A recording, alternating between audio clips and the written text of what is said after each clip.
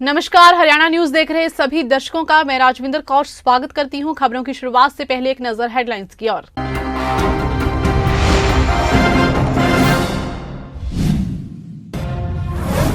सूरजकुंड में आयोजित 35वें हस्तशिल्प मेले में फर्जी आईडी कार्ड बनवाने के मामले में पुलिस ने 4 आरोपियों को किया गिरफ्तार।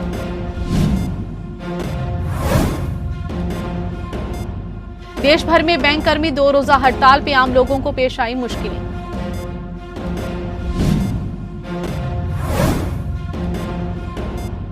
अंबाला में 60 करोड़ से ज्यादा की लागत से कृषि विभाग की नई बिल्डिंग का जल्द होगा शिलान्यास।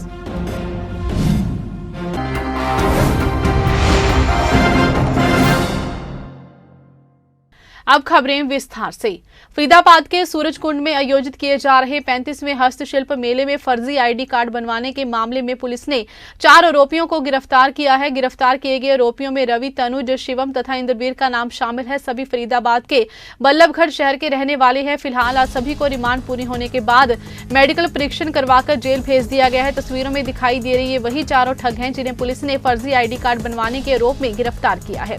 पुलिस के मुताबिक मेले में लगाई गई स्टॉल पर एक मालिक तथा एक हेल्पर को काम करने की इजाजत दी गई थी, परंतु पुलिस को शिकायत मिली कि मेले में कुछ लोग फर्जी आईडी कार्ड बनाकर लोगों को दे रहे हैं। उन्होंने कुछ स्टॉल चेक की तो इन पर 2 से अधिक कर्मचारी काम करते हुए दिखाई दिए, जिनका आईडी कार्ड चेक करने पर पाया गया कि उनका आईडी कार्ड नकली है, जिस पर कार्रवाई करते हुए मेले में नकली आईडी कार्ड बनाने वाले 4 लोगों को गिरफ्तार कर जब पूछताछ की गई तो आरोपियों ने अपना जुर्म कबूलते हुए बताया कि उन्होंने अब तक लगभग 35 नकली आईडी कार्ड बनाए हैं, जिनकी एवज में वे लोगों से कार्ड के 1000 रुपए के हिसाब से वसूली कर रहे थे, जिनके कब्जे से कुछ नकदी बरामद हुई है। फिलहाल 4 आरोपियों को आज 2 दिन की रिमांड पूरी होने के पश्चात सभी का मेडिकल परीक्षण करवाने के बाद जेल भेज दिया गया है। अंबाला में 60 करोड़ से ज्यादा की लागत से कृषि विभाग की नई बिल्डिंग बनाई गई है, जिसका शिलान्यास जल्द किया जाएगा। इस बिल्डिंग में कृषि विभाग से संबंधित सारे विभागों के दफ्तर शिफ्ट होंगे, जिससे किसानों को अपने कामों के लिए अलग अलग दफ्तरों के चक्कर न काटते हुए एक ही छत के नीचे सारे काम हो जाएंगे। इस बिल्डिंग के बनने के बारे में जब किसानों से बात की गई तो उन्होंने इसका स्वागत किया। उन्होंने कहा कि ये सरकार का एक अच्छा कदम है। अब हमें अपने कामों के लिए दफ्तर दर दफ्तर भटकना नहीं पड़ेगा। पहले एक काम के लिए एक दफ्तर से दूसरे दफ्तर तक भटकना पड़ता था। ये बिल्डिंग के बनने से किसानों से संबंधित सारे विभाग एक ही बिल्डिंग में शिफ्ट हो जाएंगे, जिससे हमने अपने कामों को कराने में आसानी होगी और टाइम की भी बचत होगी। हम सरकार से अनुरोध करते हैं कि इस तरीके के कृषि भवन सभी जगह बनाए जाएं, जिससे किसानों को सुविधा हो सके। हाँ जी, जो आपका ये कृषि भवन बन रहा है इसका बहुत हम स्वागत करते हैं जी। एक ही छत के नीचे सारे मतलब कि किसानों की समस्या हल हो जाएगी। बाकी जो ये पोर्टल की सुविधा है, इसको ये मतलब कि फसल का 20 क्विंटल रखा हुआ है जी गेहूं का, इसको भी बढ़ाया जाए, 20 से 25 करा जाए। और ये जो जीरी की 28 क्विंटल कर रखी है, इसको 35 क्विंटल तक ले जाया जाए। ये बिल्कुल हर जगह होनी चाहिए जी, हर जिम्मेदार को मतलब वो मिलना चाहिए जी फायदा इसका।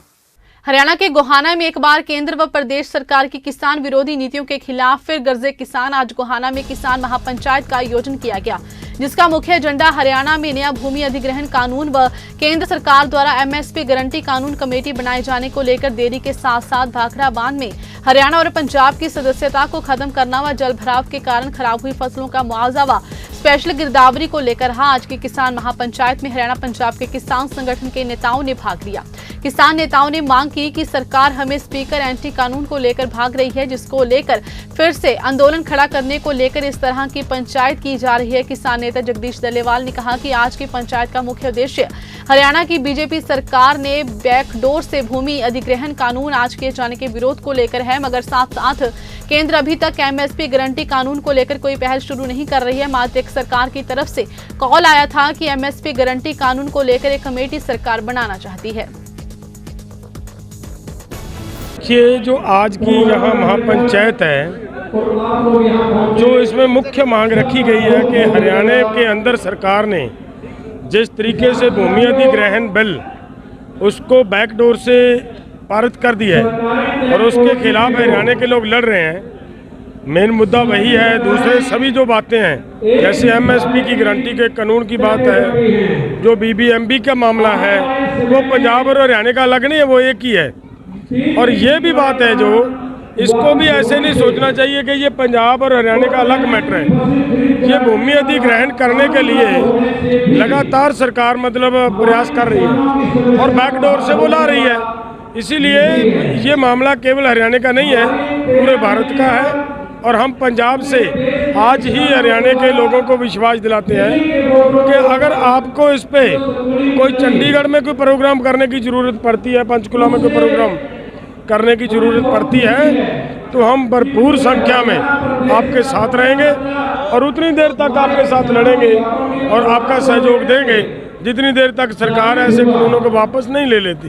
करनाल में तकरीबन 4 महीने पहले शुरू हुई नाइट मार्केट के विरोध में आज निफा समेत शहर की कई संस्थाओं ने जिला उपायुक्त से मुलाकात कर एक ज्ञापन सौंपा। दरअसल बीते नवंबर में करनाल के सेक्टर 12 में एक नाइट मार्केट की शुरुआत की गई थी। जब ये मार्केट शुरू हुई तभी यही बात सामने आई थी कि ये जमीन दरअसल हरियाणा शहरी विकास प्राधिकरण की है और इस जमीन पर अवैध रूप से मार्केट शुरू की गई है। इसे लेकर हुड्डा के अधिकारियों ने भी कोई जानकारी न होने की बात कही थी। कई बार विपक्षियों और सामाजिक संस्थाओं ने इसे लेकर आवाज भी उठाई। इसी कड़ी में आज निफा और कई अन्य संस्थाएं जिला सचिवालय पहुंची और डीसी से मुलाकात कर मेमोरेंडम के माध्यम से शिकायत दी। निफा से प्रितपाल सिंह पन्नू ने बताया कि हरियाणा शहरी विकास प्राधिकरण की जमीन का इस्तेमाल पार्किंग के लिए होना चाहिए था, लेकिन प्रशासन ने यहां अवैध रूप से नाइट मार्केट की शुरुआत कर दी। उन्होंने बताया कि इस नाइट मार्केट में देर रात तक शराब की पार्टियां होती है, शराब पीकर लोग जमकर हुड़दंग मचाते हैं। इसलिए उन्होंने डीसी को ज्ञापन सौंपते हुए ये अपील की है कि नाइट मार्केट को किसी अन्य जगह शिफ्ट किया जाए। गौर करने वाली बात यह है कि जब नाइट मार्केट की शुरुआत हुई तब मुख्यमंत्री मनोहर लाल खट्टर भी यहां इस मार्केट का शुभारंभ करने पहुंचे थे। अवैध जगह पर नाइट मार्केट शुरू करने की बात कई बार सामने भी आई, लेकिन इसके बावजूद प्रशासन के द्वारा कोई भी कदम नहीं उठाया गया। देखिए, आज करनाल की विभिन्न सामाजिक संस्थाएं यहाँ पर इकट्ठा हुई हैं और माननीय उपायुक्त महोदय को एक ज्ञापन दिया है और इसकी कापी हम लोग जो करनाल के कमिश्नर हैं, आयुक्त हैं संजीव वर्मा, उनको भी देने जा रहे हैं। मुद्दा है नाइट मार्केट का। पिछले साल नवंबर में मुख्यमंत्री जी ने एक नाइट मार्केट का उद्घाटन किया था और बड़ी हैरानी की बात यह है कि ये नाइट मार्केट जिस ज़मीन पर बनाई गई है वो ज़मीन जो है हरियाणा शहरी विकास प्राधिकरण लिमिटेड की है, जो पब्लिक पार्किंग की है।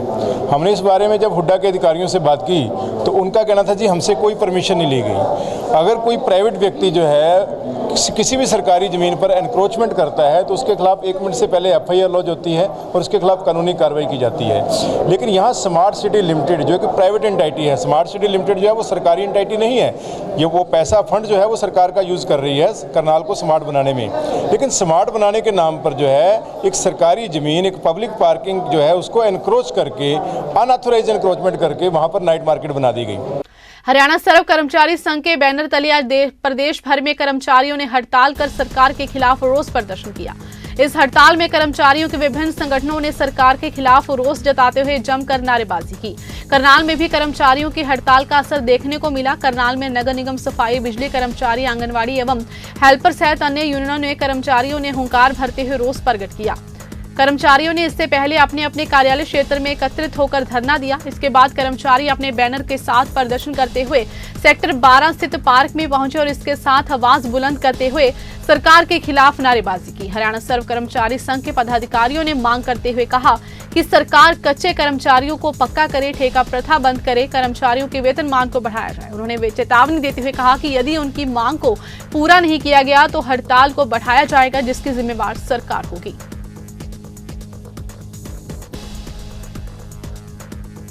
आज पूरे प्रदेश में और पूरे देश में तमाम मजदूर संगठन, तमाम फेडरेशन, तमाम संगठन, यहाँ तक कि किसान मोर्चा, अखिल भारतीय किसान, उसके अंदर भी इंटक होगी, एटक होगी, साथ ही सर्व कर्मचारी संघ, तमाम पूरे देश का जो अखिल भारतीय राज्य सरकारी जो फेडरेशन है उनके साथ लगभग जो सुबह की रिपोर्ट है वो 22 करोड़ से ज़्यादा अभी तक लोग हड़ताल पे जा चुके हैं। इनका मेन मकसद मुख्य क्या है, क्योंकि पिछले कई महीनों से इसके अंदर की सरकार को लगातार धरने प्रदर्शन के माध्यम से आप मांग पत्र दे रहे हैं, लेकिन सरकार उसके ऊपर बातचीत नहीं कर रही है। ये अंतिम कड़ी है हड़ताल की।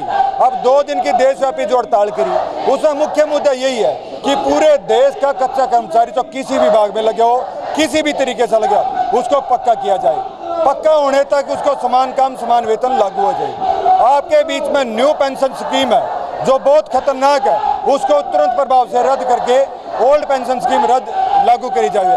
पूरे देश में जो निजीकरण के नाम से पूरे देश को बेचा जा रहा है, तमाम सरकारी संपत्तियों को बेचा जा रहा है, उस सरकारी संपत्तियों को निजीकरण के नाम से वो निजीकरण बिल्कुल एक तरफ से बंद हो जाना चाहिए। हरियाणा रोडवेज कर्मचारी साझा मोर्चा के द्वारा प्रदेश भर में 2 दिन के लिए रोडवेज बसों का चक्का जाम किया गया, जिसका मिला जुला असर यमुनानगर डिपो की बसों में भी देखने को मिला। एक और यहां इक्का दुक्का बसें यात्रियों को लेकर जाती दिखी, वहीं ज्यादातर बसें यमुनानगर बस स्टैंड के अंदर खड़ी पाई गई।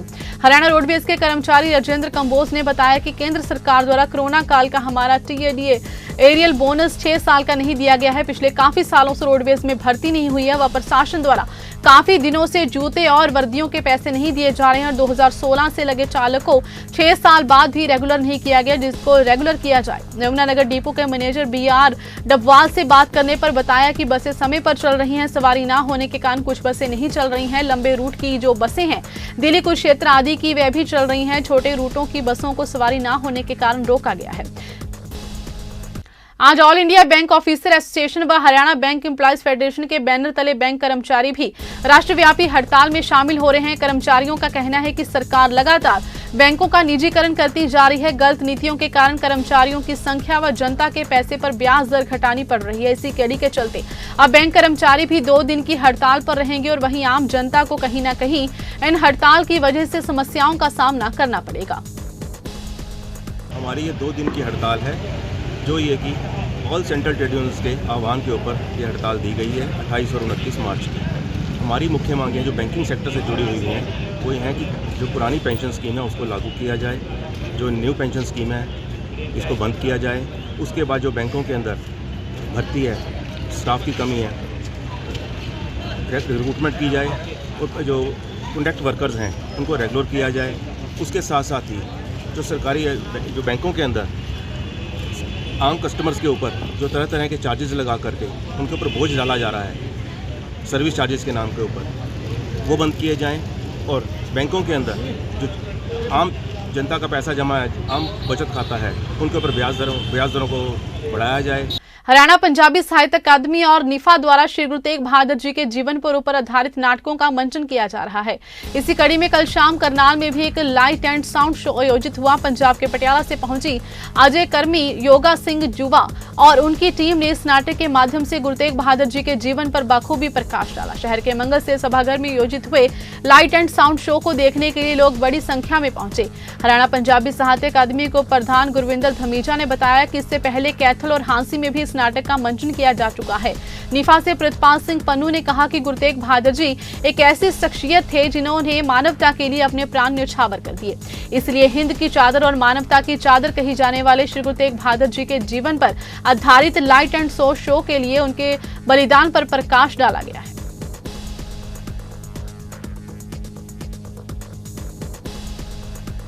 गुरु तेग बहादुर साहब का प्रकाश पर्व का 400 साला है, जिसको हरियाणा बहुत धूमधाम से मनाएगा 24 अप्रैल को पानीपत में। और उसी उपलक्ष्य में उनके जीवन पर लाइट साइट और साउंड शो के नाटक जो हैं पूरे हरियाणा में दिखाए जा रहे हैं। चाहे वो 19 तारीख को कैथल गुरुद्वारा निम साहब में था, चाहे कल रात 26 को बंदा सिंह बहादुर पब्लिक स्कूल हांसी में था, और चाहे आज करनाल मंगल सेन ऑडिटोरियम में इसका मंचन किया जा रहा है। ये सब उनकी जीवनी पर जानकारी के लिए है। बहुत से लोग ऐसे हैं जिनको उनके बारे में कुछ ना कुछ थोड़ा बहुत पता है। हालांकि ये तो सभी को पता है कि वो 9वें नानक हैं, गुरु हैं, और उनकी गुरबाणी भी हम सुनते आए हैं और गुरु ग्रंथ साहब में उनके श्लोक और शब्द भी दर्ज हैं। लेकिन उनकी जो जीवन ब्यौरा है उसके ऊपर बहुत सी जानकारियाँ बहुत सारे बुद्धिजीवियों को भी नहीं होती। तो उसी कड़ी में एक प्रयास किया गया भी लोगों को उन्होंने जीवन ब्यौरे बारे जानकारी दी जाए, जिथे हरियाणा पंजाबी साहित्य अकेडमी एक उन्होंने जीवन विशेष करके हरियाणा ਨਾਲ संबंधित एक coffee table book tri language, Punjabi Hindi और English tri language coffee table लैके आ रही है। होर वधेरी जानकारी ਲਈ ਉਹਨਾਂ ਦੇ ਜੀਵਨ ਦੇ ਉੱਪਰ 400 ਸਵਾਲ ਜਵਾਬ ਦੀ ਇੱਕ ਕਿਤਾਬ ਵੀ ਲੈ ਕੇ ਆ ਰਹੀ ਹੈ, ਜੋ ਕਿ ਦੋਨੋਂ ਹੀ 24 ਅਪ੍ਰੈਲ ਨੂੰ पानीपत ਜਦੋਂ राज्य स्तरीय समारोह होएगा ਉੱਥੇ रिलीज होणगीਆਂ। शिव कॉलोनी के गणेश मोहल्ला निवासियों ने शिवालिक विकास मंच के अध्यक्ष व राज्य सरकार में चेयरमैन रह चुके विजय बंसल एडवोकेट का स्वागत फूल मालाओं से किया और पगड़ी पहनाकर अपना पूरा सहयोग और समर्थन दिया। विजय बंसल ने कहा कि कॉलोनी वासियों द्वारा पहनाई गई पगड़ी की पूरी लाज रखेंगे। दरअसल विजय बंसल एडवोकेट आगामी नगर परिषद कालका चुनाव के मद्देनजर लोगों के बीच समस्याएं सुन रहे हैं और अपने जनसंपर्क अभियान के तहत उनकी इस 142वीं बैठक में सैकड़े कॉलोनी वासियों ने बताया कि विजय बंसल निरंतर इलाके के हकों की बात करते हैं और संघर्ष करके समस्याओं का समाधान भी करते हैं। उन्हें उम्मीद है कि उनकी सभी समस्याओं का समाधान विजय बांसल द्वारा समय आने पर करवाया जाएगा। प्रमुख रूप से लोगों ने विजय बांसल को पेयजल समस्या से अवगत करवाया, जिसको लेकर बांसल ने तुरंत संज्ञान लेते हुए संबंधित अधिकारियों से समाधान के लिए भी कहा। विजय बांसल ने कॉलोनी वासियों से आगामी नगर परिषद कालका चुनाव के लिए समर्थन जुटाया। फिलहाल हरियाणा न्यूज में बस इतना ही। मुझे दीजिए इजाजत। धन्यवाद।